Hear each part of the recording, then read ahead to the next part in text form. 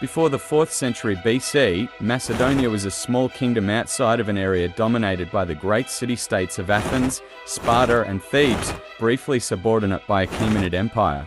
Macedonia subdued mainland Greece and the Thracian Odrysian kingdom through conquest and diplomacy. With a reformed army containing phalanxes wielding the sarissa pike, Phillip II defeated the old powers of Athens and Thebes in the Battle of Chaeronea in 338 BC. Philip's son, Alexander, destroyed Thebes, gaining control of Greece, and led the Macedonian army in Achaemenid territory, conquering it and building an empire stretching to the Indus River. In this video, we are going to see how did the Macedonian army gain so much prestige and what were its weapons, troop composition and the famed hammer and anvil tactic.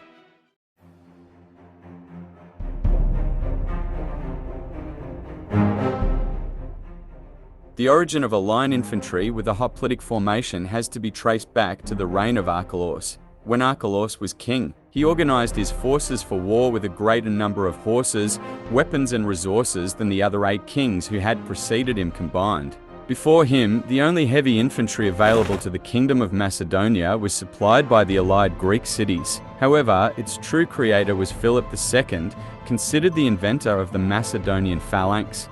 A particularly effective heavy infantry, freed of a part of its defensive armament, the shield was reduced by a third, the cuirass abandoned in favor of a longer pike 5 meters or 18 feet, the sarissa, and of an increased loading speed. The length of the sarissa allowed to increase the number of file of hoplites that could fight. The sarissa consisted of a point at each extremity and was heavy 5-6 kilograms or 12 pounds. At its base, a short iron point allowed it to be planted in the ground to stop the charge of enemy soldiers. This strategy was particularly effective in breaking the cavalry charges or the opposing phalanxes, but the Macedonian phalanx was also fearsome in offensive use. The principle was to accumulate the maximum kinetic energy so that the impact of the pike would be as devastating as possible. To this end, the hoplites charged in compact group of 16 files, so tightly packed that their masses would build up. The lightening of the equipment increased the speed of the phalanx. The Macedonian phalanxes were from then on much more powerful than their classical counterparts, and the impact was likely to bring down many ranks of enemy infantrymen. To increase this effect, the sarissas were raised to the vertical during the charge. They formed a very tight net that stopped the projectiles and set horizontal at the last moment. The pole impelled forward the shoulder of the infantryman, creating a shock wave that propagated to the front rank and released a destructive impact on the enemy infantry, accumulating the energy of the driven mass of the hoplites with that of the lowering of the sarissas. Outside the tight formation of the phalanx, the sarissa caused discomfort during marches, and therefore it was divided into 2 parts that were united before the battle. Another advantage of this armament was that it was less expensive, thus allowing to equip a large number of soldiers. This military reform also had considerable political consequences, since it made it possible to integrate a considerably larger number of Macedonians in the defense of the kingdom and in its political life. At the end of Philip's reign, the number of Macedonians mobilizable in heavy infantry recruited on a territorial basis was estimated at 30,000.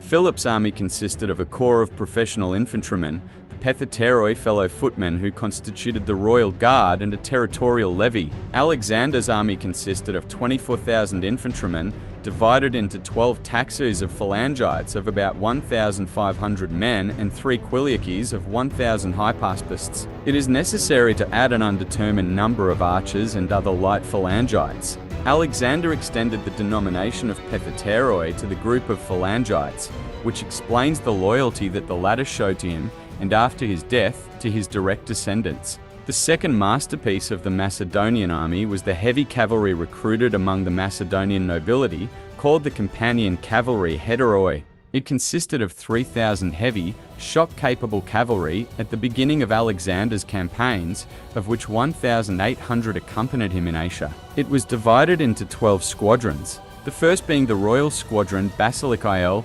also called the Agema, that which leads. This squadron was 300 strong, while the other squadrons consisted of 250 lancers. The basic cavalry unit was an IL, a squadron of 250 companions commanded by an alar, and was divided into 2 lochoi, in turn divided into 2 tetrarchies of 60 cavalrymen, commanded by a tetrarch. Between 330 BC and 328 BC, the companions were reformed into regiments hipparchies of 2-3 squadrons. In conjunction with this, each squadron was divided into 2 lochoi.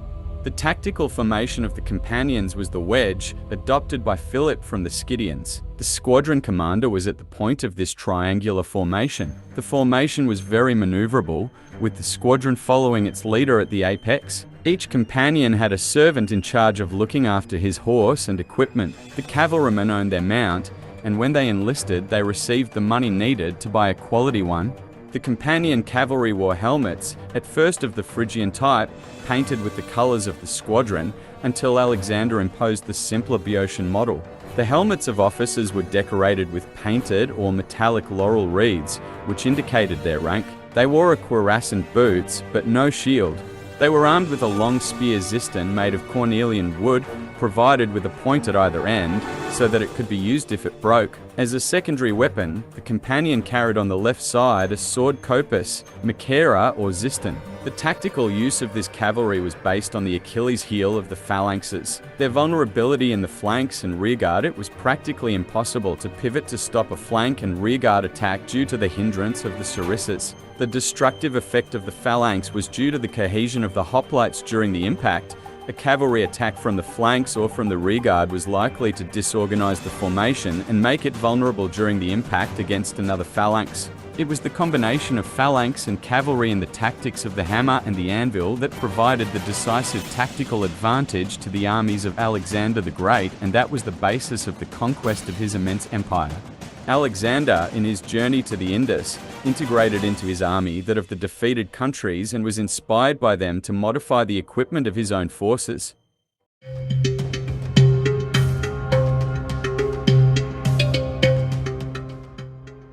This tactic could not be carried out unless the two armies had more or less the same number of troops, since it consisted of enclosing the opponent on the sides.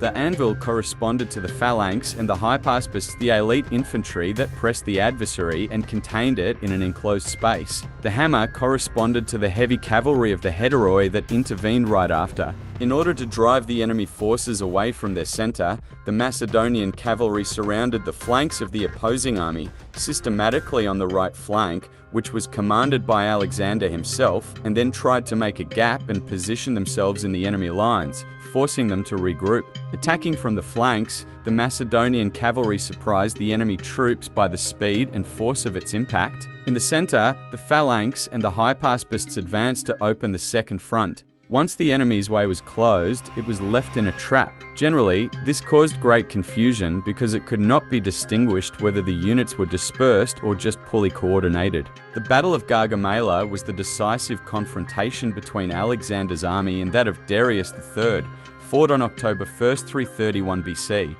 It is also known as the Battle of Arbela due to its relative proximity to the city of Arbela, today's Erbil, in northern Iraq. Alexander the Great had an army of 47,000 men, which was small compared to those of Darius, who according to modern historians assembled between 50,000 and 120,000 soldiers, maximum figure due to supply problems. The hammer and anvil tactics, which were the key to Alexander's victories until then, could no longer lead to victory, for it was indeed impossible to surround the entire Persian army. In order not to be surrounded by the innumerable Persian cavalry, Alexander decided to arrange his troops in levels, something completely innovative at the time. Alexander took command of the right wing of the companion cavalry heteroi, while Darius remained in the center, in the middle of his troops. To cover as much ground as possible, Alexander decided to lengthen his right flank. He advanced at a trot, to be closely followed by his battalions of elite sharpshooters, foot soldiers equipped with slings or short-range spears, which Alexander had as support troops.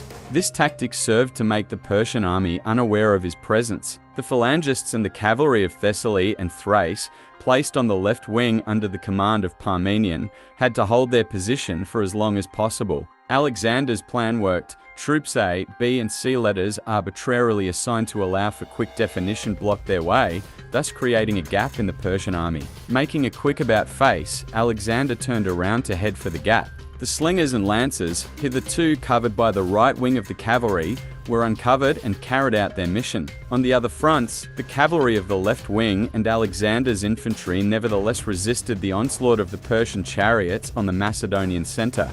The slingers and lancers attacked troops A, B, and C to prevent them from performing their maneuvers. As these troops were destabilized, they lost formation. Alexander stepped into the breach and decided to go after Darius, riding in his chariot and protected by the royal guard. When Darius saw what Alexander intended to do, he realized that he had no choice but to flee. His flight demoralized the troops. On the other fronts, the left wing and the phalanx began to show signs of weakness, since the troops attacking them did not hear the signal to retreat because they were in the midst of the heat of battle and far from the Persian king.